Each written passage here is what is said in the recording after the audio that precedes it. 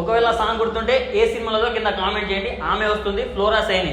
ఆమె ఇప్పుడు మన తెలుగులో చాలా రేర్గా కనిపిస్తారు, బట్ నార్త్లో మొత్తం అడల్ట్ కంటెంట్, అడల్ట్ సిరీస్ మొత్తం చేస్తున్నారు. సో ఆమె కూడా వస్తుంది. అండ్ నంబర్ 4 వచ్చేసి మన రాము రాథోడ్. రాను బొంబాయికి రాను పాట వినొచ్చు కదా. సో ఆయన రాను రాను అంటూనే బిగ్ బాస్ లోకి వచ్చేసారనమాట. అసలు ఒక సినిమా సాంగ్ వైరల్ అవ్వాలంటేనే ప్రొడ్యూసర్స్, పిఆర్లు ఎంతో కష్టపడతారు. బట్ ఈయన జస్ట్ ఒక ఫోక్ సాంగ్ వదిలేసి మొత్తం రాష్ట్ర వ్యాప్తంగా కాదు, దేశవ్యాప్తంగా వైరల్ అయిపోయింది. సో తన్ని కూడా బిగ్ బాస్ లోకి తీసుకొస్తున్నారు మన వాళ్ళు.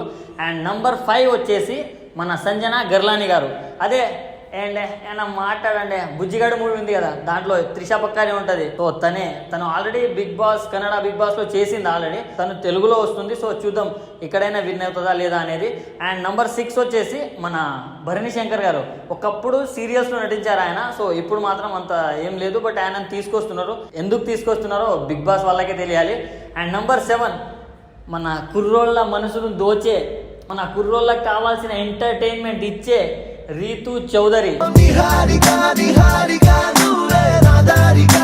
అఫ్కోర్స్ ఆమెకు బయట మొత్తం కొంచెం నెగిటివిటీ ఉంది, కొంచెం బోల్డ్గా మాట్లాడుతుంది, బోల్డ్గా డ్రెస్ వేసుకుంటుందని చాలా నెగిటివిటీ ఉంది. బట్ ఆ నెగిటివిటీతోనే దాన్ని పాజిటివిటీగా క్రియేట్ చేసుకొని ఆ పాజిటివిటీతోనే కప్పు కొడతానంటూ రీతు చౌదరి కూడా వచ్చేస్తుంది.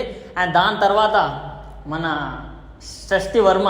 అదే ఈమె కొరియోగ్రాఫర్గా ఎంతమందికి తెలుసో తెలీదు, బట్ జానీ మాస్టర్ అసిస్టెంట్గా, జానీ మాస్టర్ మీద కేసు వేసిన అమ్మాయిగా చాలామందికి తెలుసు. అండ్ మన పుష్ప మూవీలో ఒక సాంగ్ కూడా కొరియోగ్రఫీ చేసింది ఆ అమ్మాయి.